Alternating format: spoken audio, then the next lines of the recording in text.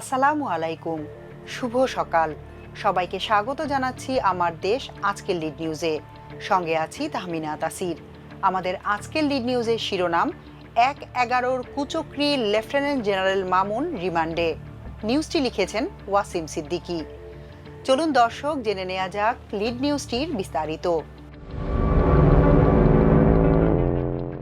বিতর্কিত 1-11 সরকারের অন্যতম কুশীলব প্রতিরক্ষা গোয়েন্দা মহাপরিদপ্তর ডিজিএফআই এর সাবেক মহাপরিচালক অবসরপ্রাপ্ত লেফটেন্যান্ট জেনারেল শেখ মামুন খালেদ ধরা পড়েছেন।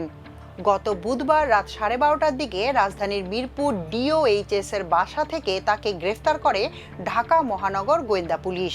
গতকাল তাকে আদালতে সোপর্দ করা হলে জুলাই হত্যা মামলায় 5 দিনের রিমান্ড মঞ্জুর করে আদালত। ঢাকা মহানগর আদালতের প্রধান পাবলিক প্রসিকিউটর ওমর ফারুকী এ তথ্য নিশ্চিত করেন। মামলার তদন্তকারী কর্মকর্তা ও ডিবি পুলিশের উপপরিদর্শক কফিল উদ্দিন তার 7 দিনের রিমান্ড চেয়ে করা আবেদনে বলেন, আসামি মামুনের নির্দেশে অজ্ঞাতনামা 500 থেকে 700 জন আওয়ামী লীগের সন্ত্রাসী বৈষম্য বিরোধী ছাত্র আন্দোলন দমন ও নিপীড়নের জন্য দেশি অস্ত্রসহ বিদেশি আগ্নেয়াস্ত্রে সজ্জিত হয়ে বিভিন্ন দিক থেকে নির্বিচারে এলোপাতাড়ি গুলি চালায়। এতে দেলোয়ার হোসেন গুলিবিদ্ধ হয়ে ঘটনাস্থলেই মারা যান। 2025 সালের মে মাসেই তার উপর বিদেশ ভ্রমণে নিষেধাজ্ঞা জারি করা হয়েছিল। তার গ্রেফতারের খবরে জনমনে স্বস্তি ফিরলেও বেরিয়ে আসছে গা শিউরে ওঠা সব তথ্য। ১/১১ বিতর্কিত ভূমিকা থেকে শুরু করে আওয়ামী আমলের চরম অনুগত গোয়েন্দা প্রধান হয়ে ওঠা মামুন খালেদের জীবন যেন এক চাতুর্য আর বিশ্বাসঘাতকতার মহাকাব্য। তার বিরুদ্ধে ডিজিএফআইকে রাজনৈতিক নিপীড়নের হাতিয়ার বানানো, দেশপ্রেমিক সেনা কর্মকর্তাদের জঙ্গি তকমা দিয়ে চাকরিচ্যুত করা এবং জলসিঁড়ি আবাসন প্রকল্পের শত কোটি টাকা লুটের সুনির্দিষ্ট অভিযোগ রয়েছে। এছাড়া তিনি সাবেক প্রধানমন্ত্রী খালেদা জিয়াকে ক্যান্টনমেন্টের বাসা থেকে উচ্ছেদের নায়ক এবং গোপন বন্দি শিবির আয়নাঘর সৃষ্টির অন্যতম হোতা। মামুন খালেদ সেনাবাহিনীর ইতিহাসে এমন এক বহুরূপী কর্মকর্তা হিসেবে পরিচিত, যিনি ক্ষমতার প্রতিটি পরিবর্তনের সঙ্গে সঙ্গে নিজের খোলস বদলে ফেলতেন। বিতর্কিত 1-11 সরকারের সময় মামুন খালেদ কর্নেল পদে ছিলেন। অভিযোগ রয়েছে তিনি ডিজিএফআই এর মিডিয়া ডাইরেক্টর হিসেবে দায়িত্ব পালনকালে বেপরোয়া চাঁদাবাজিতে জড়িয়ে পড়েন। ব্যবসায়ী এবং সরকারি কর্মকর্তাদের গ্রেফতারের ভয় দেখিয়ে হুমকি ও অবৈধ ভিওআইপি ব্যবসার মাধ্যমে অঢেল সম্পদের মালিক হন তিনি। সূত্র জানায়, মামুন খালেদ 1994 থেকে 96 সময়কালে ডিজিএফআই এর GSO-2 স্পেশাল অপারেশন হিসেবে কর্মরত ছিলেন। মামুন খালেদ 1-11 সরকারের আমলে কাউন্টার ইন্টেলিজেন্স ব্যুরো সিআইবির পরিচালক ছিলেন। ওই সময় তার ভূমিকা ছিল বিতর্কিত।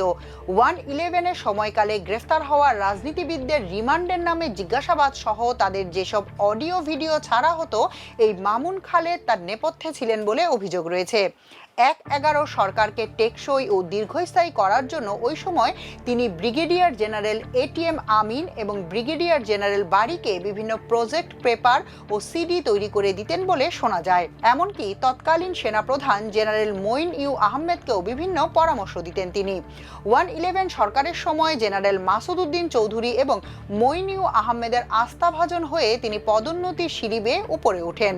তবে ক্ষমতার পট পরিবর্তনের পর নিজেকে খাঁটি আওয়ামী লীগার হিসেবে জাহির করতে শুরু করেন তিনি। এমনকি নিজেকে তৎকালীন প্রভাবশালী আওয়ামী লীগ নেতা শেখ হেলালের মামাবাড়ি সূত্রের আত্মীয় বলে পরিচয় দিয়ে গোয়েন্দা সংস্থার শীর্ষ পদে আসীন হওয়ার পথ পরিষ্কার করেন।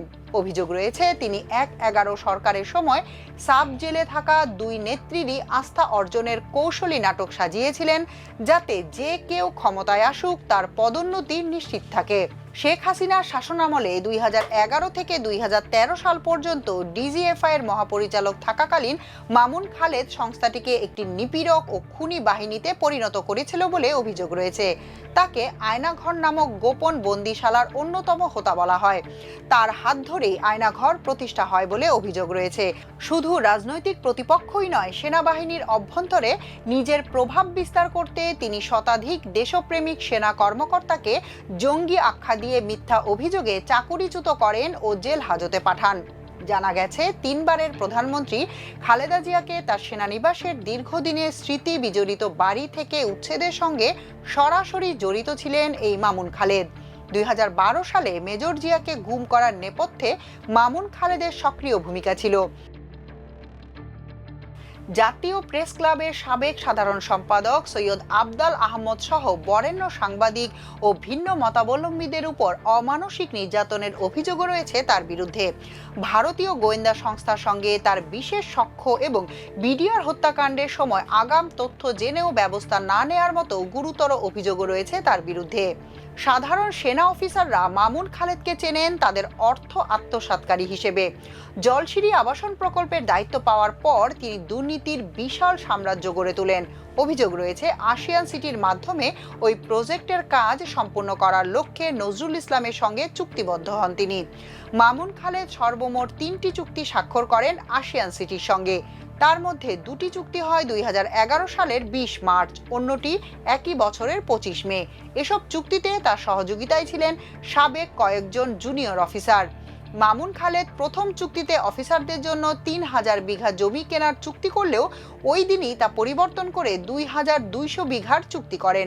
বাকি 800 বিঘা জমি নজরুল ইসলাম এবং মামুন খালেদ ভাগাভাগি করে নিতে চেয়েছিলেন বলে অভিযোগ।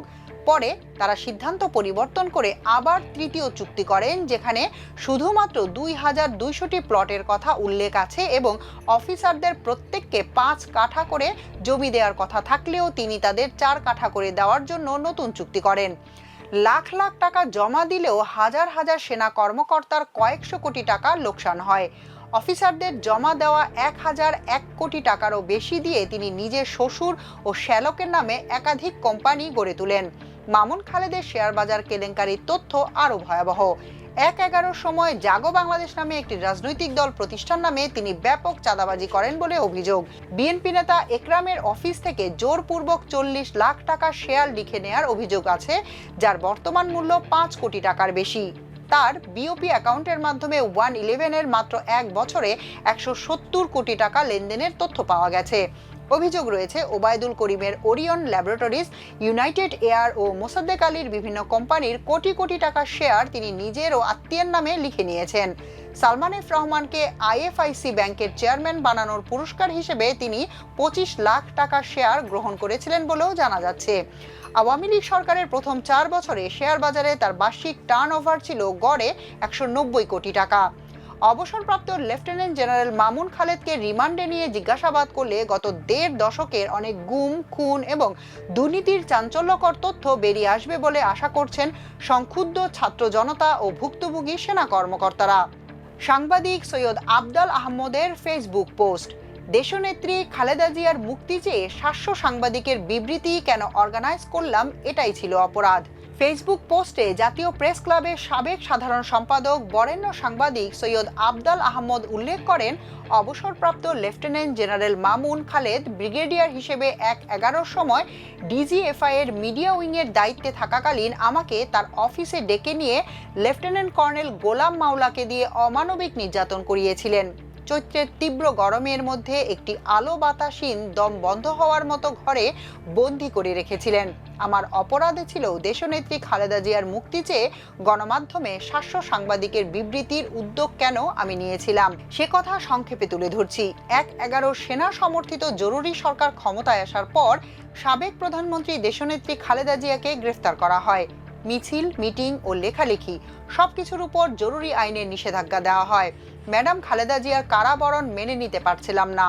কি করা যায়? আমি একজন সাংবাদিক, শুধু লিখে প্রতিবাদ করতে পারি। সেটা যতটুকু পারি করছি, কিন্তু কোনো কাজে আসছে না।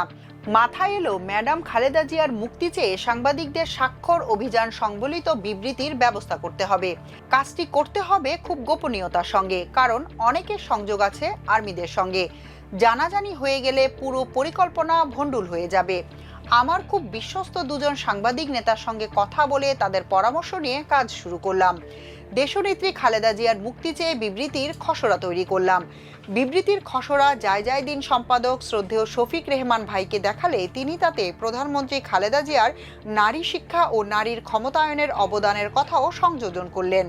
প্রতিটি মিডিয়া অফিসে একজন করে বিশ্বস্ত সহকর্মীকে দায়িত্ব দিলাম স্বাক্ষর সংগ্রহ করার জন্য, আর আমি নিজে সম্পাদক ও 21 পদক বিজয়ী সাংবাদিকদের স্বাক্ষর সংগ্রহ করলাম। সম্পাদক সহ 700 সাংবাদিক খালেদা জিয়ার মুক্তি চেয়ে স্বাক্ষর করলেন। এরপর স্বাক্ষরযুক্ত কাগজগুলো ফটোকপি করে প্রতিটি অফিসের জন্য আলাদা আলাদা প্যাকেট করে সংবাদপত্র ও মিডিয়া হাউসগুলোতে পাঠালাম। সেখানে বার্তা প্রেরক হিসেবে আমার নাম লিখে স্বাক্ষর করলাম, যাতে কেউই সেটাকে ভুয়া না ভাবেন।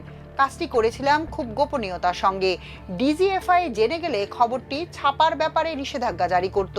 সেটা যাতে করতে না পারে সেজন্য খালেদা জিয়ার মুক্তি দাবি করে 700 সাংবাদিকের বিবৃতি বার্তা সম্পাদকদের কাছে পাঠালাম কিছুটা রাত করে। আমার এ কাজে সাহায্য করেন সহকর্মী আলাউদ্দিন আরিফ, মাহবুবুর রহমান সহ কয়েকজন সাংবাদিক সহকর্মী। মাহবুব লন্ডনে ব্যারিস্টারি করে এখন সেখানে আইন পেশায় নিয়োজিত। এ বিবৃতির খবর ডিজিএফআই টের পায়নি, তাই গণমাধ্যমে খবর ছাপার উপর নিষেধাজ্ঞা দিতে পারেনি। সংবাদপত্রে পরদিন খবরটি ডাবল কলাম ও সিঙ্গেল কলামে ছাপা হয়ে যায়।